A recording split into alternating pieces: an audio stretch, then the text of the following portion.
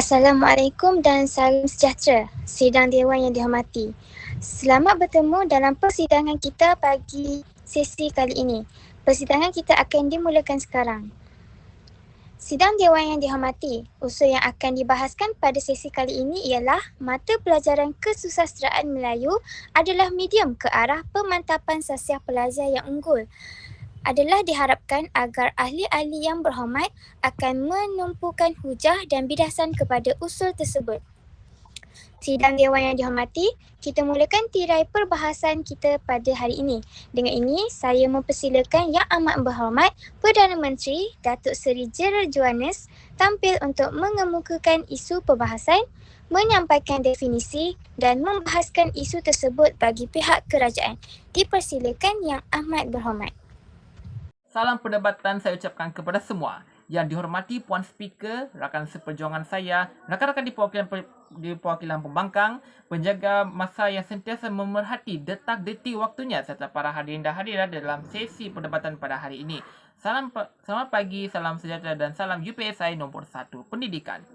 Saya berada di sini bukanlah hanya ada di sini semata-mata kerana saya di sini ingin membawakan satu perbahasan yang cukup baik dan berinformasi untuk tatapan kita semua, tetapi tidak mungkin pada perwakilan pembangkang. Bersama saya, rakan seperjuangan saya akan membawa hujah berdasarkan fakta dan bukan auta untuk usul yang akan dibahaskan sebentar nanti. Menurut falsafah pendidikan Kesusasteraan Melayu, mata pelajaran Kesusasteraan Melayu diwujudkan bertujuan untuk menjana minda dan emosi, mengukuhkan jati diri, menyuburkan budaya bangsa dan memupuk sikap berdaya saing ke arah pembinaan bestari. Melalui falsafah tersebut, kita dapat melihat bahawa mata pelajaran Kesusasteraan Melayu mampu memberi inspirasi, teladan dan moral yang tinggi kepada para murid. Hal ini dikatakan demikian kerana sifat akhlak yang dibina adalah berdasarkan daripada apa yang dilihat atau pemerhatian ataupun dari mana sumber tersebut diperoleh. Dalam buku kurikulum standard sekolah menengah kebangsaan KSSM, Kesusasteraan Melayu Komunikatif, mata pelajaran yang diberi nafas baru iaitu Kesusasteraan Melayu Komunikatif adalah untuk melahirkan murid yang dapat memiliki ilmu dan pengetahuan tentang kesusasteraan, berkemahiran dalam menghasilkan karya kreatif yang menepati ciri-ciri kepribadian mulia dan dapat menyumbang kepada pembangunan masyarakat dan negara serta mampu menghayati dan menghargai karya sastra. Saya mewakili daripada pihak kerajaan amat menyokong sepenuhnya dengan pernyataan yang dibawakan dalam sesi perdebatan kita pada hari ini. Mata pelajaran Kesusasteraan Melayu ini. Di pihak kerajaan, kami ingin meminta pihak pembangkang untuk memberikan beban bukti kepada kami dan sesi Dewan. Jika ada platform yang sesuai yang boleh diketengahkan kepada para pelajar, bagaimana berlakunya pemantapan sasiah pelajar yang unggul dan sejauh manakah ia boleh memberikan jangka masa panjang dan jangka masa pendek terhadap seorang pelajar sekolah tersebut. Hadirin dan hadirat sekalian, saya membawakan hujah yang pertama di bawah kata kunci pemantapan sasiah. Kesusasteraan Melayu adalah satu medium ke arah pemantapan sasiah pelajar yang unggul menerusi penerapan nilai-nilai murni yang positif yang boleh diambil sebagai contoh teladan seharian bagi anak-anak muda kini, terutamanya mereka yang masih menginjak di alam persekolahan. Hadirin dan hadirat sekalian, pada masa ini adalah masa yang sangat sesuai untuk mereka dididik dengan amalan-amalan atau norma masyarakat yang baik dan positif. Di sekolah, peranan guru sangat diperlukan untuk melahirkan para pelajar yang bukan saja memiliki potensi akademik yang cemerlang, juga ada sasiah yang terpuji. Pembacaan karya sastra banyak memaparkan mengenai kisah kehidupan yang dilalui oleh watak-watak yang tercipta oleh pengarang atau penulis. Ini akan memberikan satu contoh kepada para pembaca supaya dapat mengambil iktibar daripada kisah tersebut. Hadirin hadirat sekalian, apa yang boleh saya simpulkan daripada hujahan yang saya bawakan ini, saya percaya pemantapan sasiah yang unggul pada setiap pelajar adalah daripada munculnya sumber yang bermanfaat dan boleh memberikan inspirasi kepada semua, terutamanya golongan anak muda. Hadirin hadirat sekalian, hal ini dikatakan demikian kerana apa yang kita ingin tunjukkan kepada masyarakat di luar sana menerusi sifat dan akhlak kita sudah tentunya akan ditanggapi mengenai dari mana seorang individu tersebut mendapatkannya. Jadi ada banyak mata-mata yang akan melihat setiap perilaku anak-anak muda pada masa kini. Saya rasa itu saja hujah yang saya ingin bawakan kepada anda semua dan juga untuk para rakan-rakan di perwakilan pembangkang. Itu saja saya akan kembalikan kepada Puan Speaker. Itu saja daripada saya. Terima kasih. Saya mewakili pihak kerajaan amat menyokong sepenuhnya pernyataan yang dibawa dalam sesi pendebatan kita iaitu mata pelajaran Kesusasteraan Melayu adalah medium ke arah pemantapan sasiah pelajar yang unggul. Bila kita berbicara mengenai mata pelajaran Kesusasteraan Melayu ini, ramai masyarakat di luar sana terutama para pelajar sendiri yang beranggapan bahawa mata pelajaran Kesusasteraan Melayu ini atau KM hanya sekadar mempelajari bentuk-bentuk puisi, penciptaan atau pengarangan puisi dan prosa maupun mendeklamasikan puisi. Walau bagaimanapun, tanggapan ini adalah tidak benar sekali. Hal ini demikian kerana belajar bukan sekadar mempelajari bagaimana puisi dan prosa dicipta, tetapi belajar turut mempelajari mesej, teladan, pengajaran dan nilai-nilai yang disampaikan dalam karya tersebut. Mesej-mesej atau teladan, pengajaran dan nilai-nilai ini akan dicongkil oleh para pelajar sendiri lalu dinilai dan diterapkan dalam diri pelajar di mana mampu mewujudkan karakter pelajar yang unggul di sekolah. Jika kita lihat di luar sana, seperti novel, cerpen, drama maupun filem di luar sana, tiada satu pun yang tidak meninggalkan mesej ataupun teladan kepada halayaknya atau pembacanya. Apatah lagi karya-karya yang telah dipilih dan tidak dikumpulkan sewenang-wenangnya menjadi edisi murid ini. Maka semestinya meninggalkan input yang baik terhadap karya pelajar. Seterusnya, mata pelajaran KMK ataupun Kesusasteraan Melayu Komunikatif juga dapat menjamin kepada pembinaan karakter pelajar yang unggul di sekolah kerana profil murid atau karakter murid yang hendak dicapai telah termaktub dalam Dokumen Standard Kurikulum dan Pentaksiran atau DSKP Kesusasteraan Melayu Komunikatif tingkatan 4 dan tingkatan 5 yang menjadi sukatan wajib atau rujukan para guru KM. DSKP ini menggariskan 9 profil murid yang dapat ataupun patut dicapai melalui PDP ataupun pengajaran dan pembelajaran Kesusasteraan Melayu. Antara 9 profil tersebut ialah yang pertama, berdaya tahan, di mana murid mampu mengatasi cabaran dengan kebijaksanaan. Yang kedua, mahir berkomunikasi, iaitu murid dapat meluahkan idea dengan yakin dan kreatif. Yang ketiga, itu pemikir, iaitu murid dapat berfikir secara kritikal, kreatif dan inovatif. Keempat pula ialah kerja sepasukan, di mana murid memperoleh kemahiran interpersonal melalui kerja sepasukan ataupun aktiviti berkumpulan yang diterapkan dalam PDP. Yang kelima pula ialah bersifat ingin tahu, iaitu untuk meneroka idea-idea baharu sekaligus memupuk sikap berdikari. Yang keenam pula iaitu berprinsip, iaitu murid dapat ataupun mempunyai sikap tanggungjawab sebagai seorang anak dan sebagai seorang pelajar. Yang ketujuh pula bermaklumat kerana setiap PDP mempelajari sesuatu yang baharu melalui karya-karya yang baharu. Dan yang ke-8 pula iaitu sikap penyayang atau prihatin sesama masyarakat dan alam sekitar. Untuk profil murid yang terakhir ialah melalui sikap patriotik. Jelaslah profil murid ini mampu menjamin kepada pembinaan karakter pelajar yang unggul berdasarkan 9 profil murid yang digariskan dalam DSKP yang harus menjadi rujukan para guru Kesusasteraan Melayu di sekolah.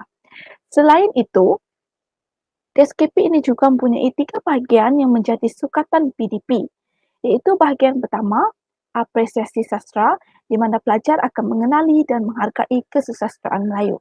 Bahagian kedua pula, pembangunan insan yang bertujuan untuk membina karakter pelajar yang bersasiah mulia melalui isi-isi tersurat atau isi-isi tersirat yang disampaikan dalam karya. Akhir sekali ialah bahagian ketiga, iaitu bahagian pengkaryaan untuk mencungkil dan memupuk bakat atau kreativiti murid yang mampu mewujudkan karakter murid yang kreatif. Konklusinya, melalui hujahan yang telah dikemukakan sebentar tadi, jelaslah bahawa mata pelajaran kesusasteraan Melayu dapat menjamin pembinaan karakter pelajar yang unggul kerana murid bukan sekadar mempelajari genre puisi dan prosa, bahkan menambah pengetahuan dalam memahami istilah-istilah kesusasteraan Melayu.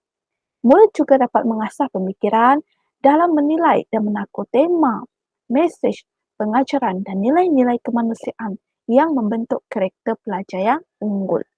Bukan itu sahaja. Dalam menghayati keindahan bahasa dan mesej dalam karya, pelajar akan mengaplikasikannya dalam bentuk penulisan dan menghasilkan karya sastra yang baru.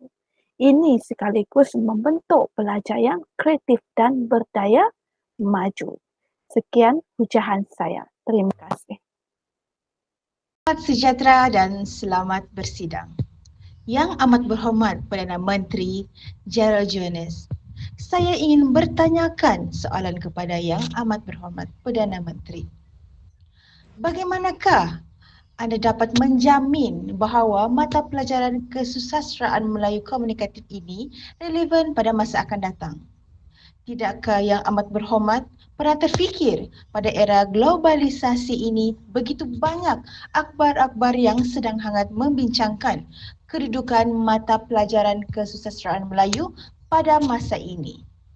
Baiklah, sebelum saya memulakan hujahan saya sebagai pihak pembangkang saya ingatkan bahawa usul masih sama, iaitu mata pelajaran kesusasteraan Melayu komunikatif ini tidak dapat menjamin kepada pembinaan karakter pelajar yang unggul.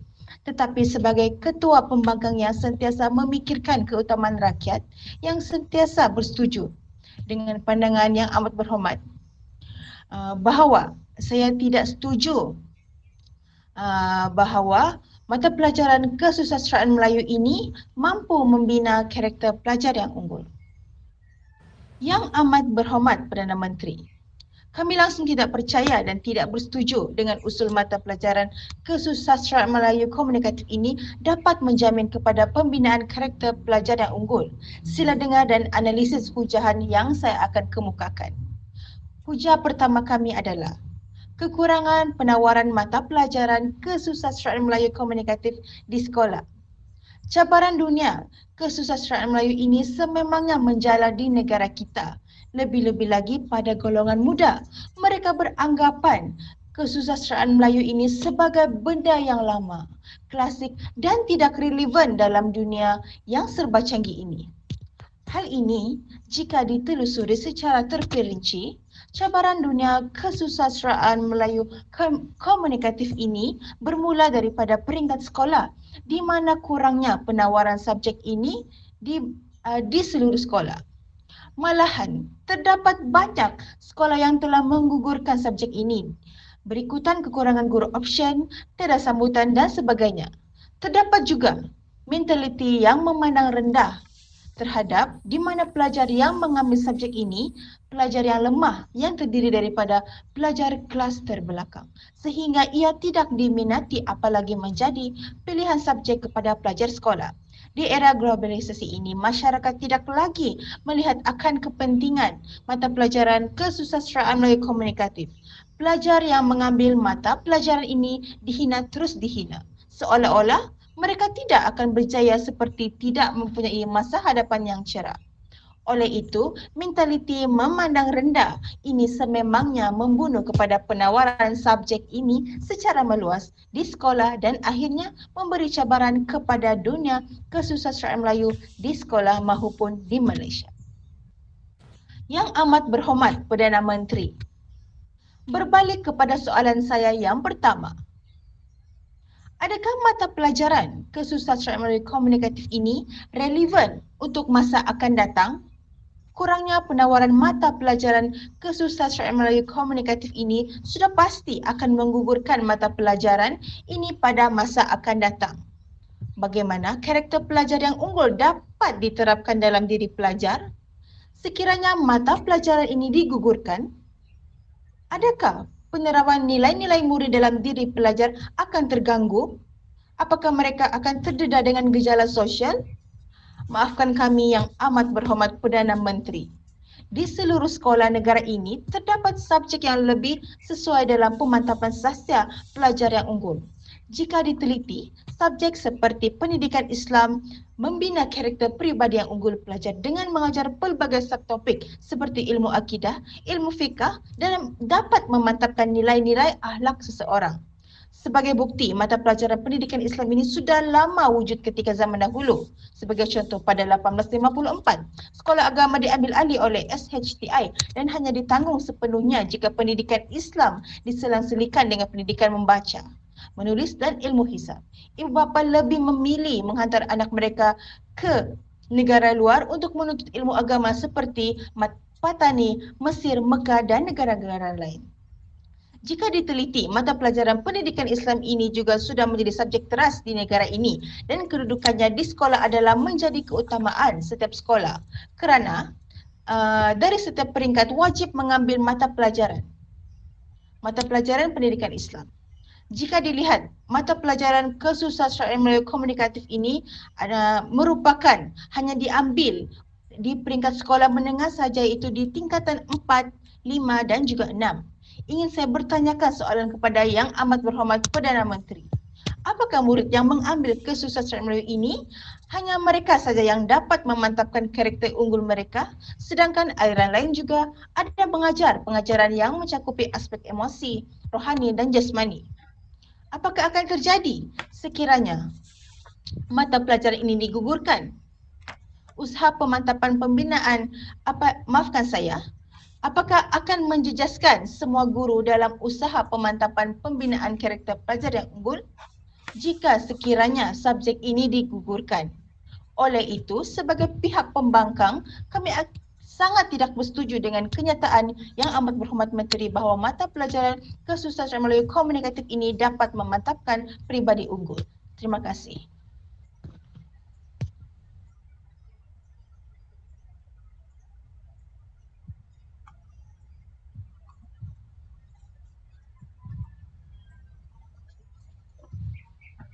Selamat sejahtera dan selamat bersidang. Tuan Yang di-Pertua, usul masih tetap sama, iaitu mata pelajaran kesusastraan Melayu komunikatif tidak dapat menjamin kepada pembinaan karakter pelajar yang unggul. Namun sebagai pihak pembangkang yang sentiasa memikirkan tentang kepentingan masyarakat di negara kita, kami tetap terus tidak bersetuju dan usul yang digagaskan oleh Yang Amat Berhormat Perdana Menteri sebentar tadi. Tuan Yang di-Pertua, kami akan meneruskan untuk mempertahankan pendirian pasukan kami. Terhadap usul yang hangat dibincangkan, kami langsung tidak percaya dan tidak bersetuju dengan usul mata pelajaran kesusastraan Melayu komunikatif dapat menjamin kepada pembinaan karakter pelajar yang unggul. Atas dasar tersebut, sila analisis hujah kedua pasukan kami. Hujah kedua kami di bawah kata kunci. Bukan semua pelajar mengambil mata pelajaran kesusastraan Melayu komunikatif. Mata pelajaran kesusastraan Melayu hanya diambil oleh pelajar yang mengambil aliran sastra sahaja, iaitu semasa di tingkatan 4 dan 5. Namun, terdapat juga subjek lain yang lebih berfokuskan kepada membina karakter pelajar, iaitu subjek pendidikan moral dan subjek pendidikan agama Islam. Peranan pendidikan Islam dan pendidikan moral ialah membentuk karakter pelajar yang mencakupi aspek emosi, intelek, rohani dan jasmani seiring dengan falsafah pendidikan negara. Di samping pemahaman dari segi kurikulum, pendidikan Islam dan pendidikan moral, pelajar juga dapat mengaplikasikan ilmu asas pengetahuan dan konsep yang dipelajari dalam pendidikan Islam dan pendidikan moral bagi menepati kehendak pendidikan, iaitu untuk membina sesiah pelajar berkualiti, khususnya pada peringkat sekolah.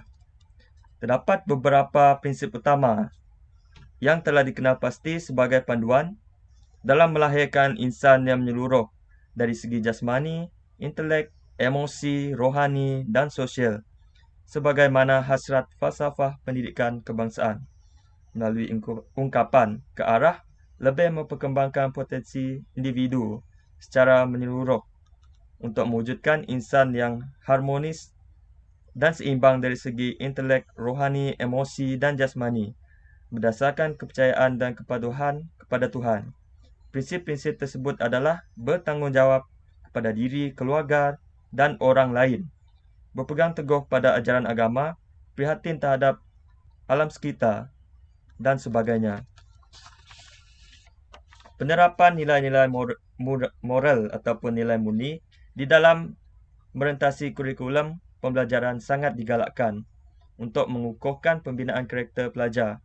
Terdapat 4 elemen yang terkandung di dalam penerapan nilai-nilai murni merentasi kurikulum, iaitu nilai-nilai agama, nilai moral, nilai-nilai budaya, dan juga nilai-nilai estetika. Elemen penerapan nilai agama adalah supaya agama yang dipegang dan diyakini selama ini dihayati mengikut suasana dan kompleks kehidupan manusia dalam menjalankan aktiviti seharian.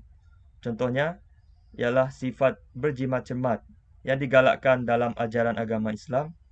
Maka sifat jimat cermat ini dapat pelajar aplikasikan dan praktikkan dalam kehidupan seharian mereka dengan mengaplikasikan nilai-nilai agama semasa sesi pembelajaran dapat membina karakter pelajar dengan baik.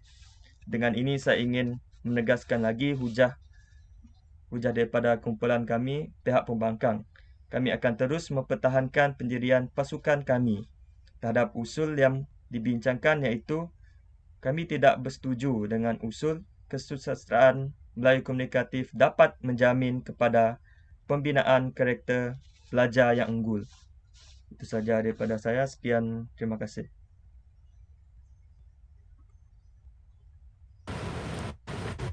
Sidang Dewan yang dihormati, terima kasih diucapkan kepada Yang Amat Berhormat dan ahli-ahli yang berhormat sekalian. Perbahasan usul akan diteruskan dengan sesi penggulungan.